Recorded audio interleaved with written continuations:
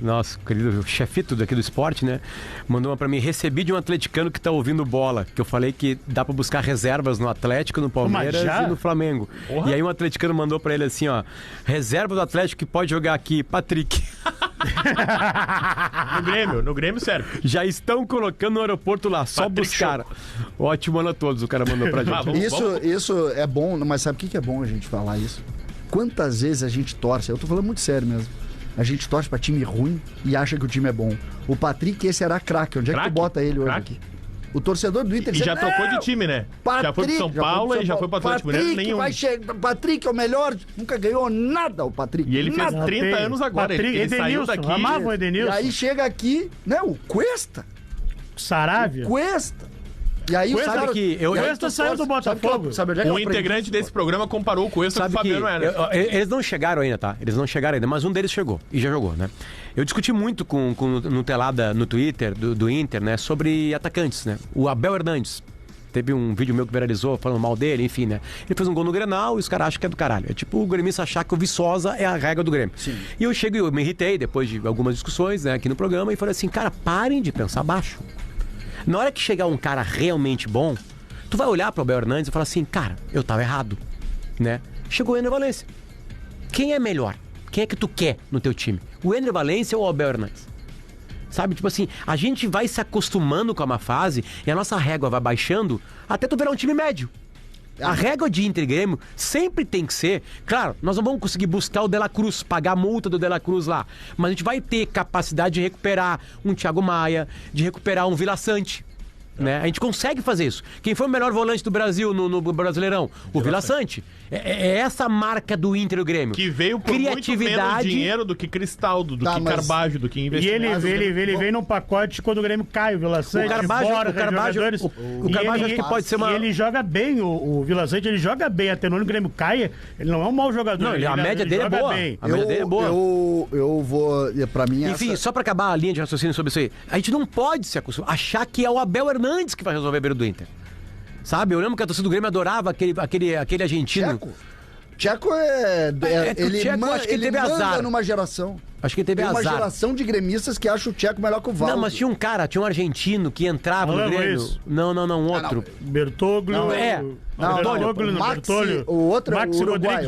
Tinha uma época que todo estrangeiro que desembarcava no Grêmio era um festerê. Escudeiro. Cebola Rodrigues, Escudeiro. Não, mas o Cebola Rodrigues era bom. Mas ele veio mal. O próprio Lucas Barros. Veio Arroio, veio Montoya, veio 300 jogadores. O Grêmio tem 2 jogadores que são...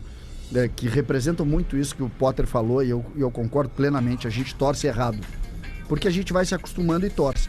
O Grêmio contratou um centroavante chamado Brian Rodrigues, um uruguaio. Só porque jogou bem contra o Grêmio. Que não dividia. Depois jogou no Juventude. Contratar um uruguaio que não divide bola. Covarde. O Turim. Um uruguai... Não, mas esse o Turim ele tem um mérito na carreira dele. E o outro... Não fazer gol. Não, tem um mérito. O Turim é bom de hotel. E o outro eu participei porque eu tava na gestão. Foi o Escudeiro. Lembra quando chegou o Escudeiro? Claro. Jogou no Vasco depois. O Escudeiro era um argentino humilde. Não pode um argentino mas aí, César, tem uma coisa mais perigosa aqui. Vai ver como eu sou ruim. Que aí os caras chegam e aí fazem um grande Grenal na vida. Certo? Aí acabou. Alain Ruiz e Abel Hernandes. Aí tu pensa... Sempre. Vou ganhar um brasileiro com esses caras. Se tu citar o Alain Ruiz hoje, tem gente que... Hoje que vai querer trazer. Onde é que ele tá? Não, ele é dono de uma padaria em Buenos Aires e ele vai... Não. Mas lembra que ele chega de madrugada e a galera tá esperando o Diego Souza no Recife e chega o Alan Ruiz. Não, ele faz o Alan Ruiz. Ele faz um puta Grenal, deboche do D'Alessandro, no outro dia ele continua nas redes sociais assim. 4x1, domingo de Enem. Lá na arena. Ele entra, ele acaba com o jogo, o Filipão tira ele, que ele ia ser expulso, e ele vira um mito, porque era um momento ruim do Grêmio. E depois ele continua debochando do D'Alessandro. Sim, ele passa, e aí a torcida do Grêmio... Eu queria só dizer qual é o mérito do Diego Chorinho no Grêmio. O Diego Souza não vinha marcando gols. E aí chega o Diego Churin. É verdade. E aí o Diego Churin, ele bota o pé na arena, ele começa a treinar e o Diego Souza volta a marcar gol. Então esse é o mérito do Churin. Jogar. Não jogar, mas ser uma sombra pro Diego Souza. Vocês lembram quando chegou em Porto Alegre o goleiro paraguaio, aquele que o Grêmio... Tavarelli? Ricardo Tavarelli, que enrapou o Grêmio em 2002, que roubaram do Grêmio em 2002. Tinha toda a polêmica, inclusive, que ele era El Mono. O Rafael, pra ele, cara, tu não pode... Rafael Watts me lembra uma boa aqui, o Miralles no Grêmio. Miralles. Eu falei? Miralles. Claro, fez gol em... Mas o Miralles, fez gol no Flamengo, o uma Miralles bucha. está pro Grêmio como Naquele tá jogo o do Ronaldinho. O Miralles está pro Grêmio como tá o Escoco pro Inter, né? Argentino sem adrenalina. Não, e ele fez uma Libertadores que credenciava ele a ser Tá, contratado. a gente se enganava fácil, mas eu ia contar a história do Tavarelli. metendo gol no Maracanã. Tavarelli chega no Tavarelli Grêmio, tem uma... E aí começa... El Mono. Tavarelli. Cara, é uma multidão. Vai Campeão da América em 2002. Chega o goleiro do Grêmio. Cara, ele entra no saguão, eu tava lá, eu não tava no Grêmio, mas eu fui lá, eu sou torcedor, né? O goleiro do Grêmio e tal. A gente não enxergava o goleiro do Grêmio tinha 1,40m. Todo mundo não tinha. Aí os caras tiveram que levantar o goleiro pra gente ver que ele tinha chegado. Na garupa. E ele tinha um defeito, dentre tantos, ele não saía do gol. Eu lembro cruzava, ele não saía do gol. Ele tinha 1,50m, E eu vi, goleiro. olha, anos depois eu vi uma entrevista, eu lembro do Rubinho, que era pênalti, goleiro do eu Corinthians. lembro do Tavarelli, irmão do Zé Elias. Qual é a tua altura? Eu tenho 1,68. É isso aí, ele Não, tinha a tua altura. 1,64. Meu goleiro tinha a tua altura. Qualquer bola por cima era gol. Eu lembro de um Grenal no joga Beira-Rio, muito, que eu fui pra xingar o Tavarelli, era o primeiro Grenal do Tavarelli. E aí nós xingando, ei, Tavarelli, vai! E aí o Tavarelli vira pra torcida do Inter e começa a fazer como se fosse um maestro, regendo a torcida do Inter. E nós, o quê? Tem que ter muito culhão pra provocar a torcida adversária num Grenal. Louco ele era. 2-0 Inter.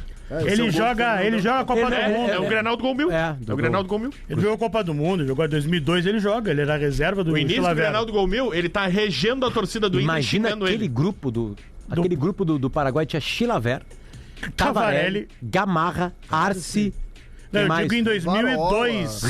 Rivarola tava na Copa? Rivarola era mais velho? Rivarola em 98. Eu tô falando 2002, o Tavarelli é um dos goleiros. O Rivarola joga... Tá, qual é a puta Copa do Gamarra 98 sem que é com falta? o Carpegiani. 98 que perde pra França no gol de ouro. Golden Goal.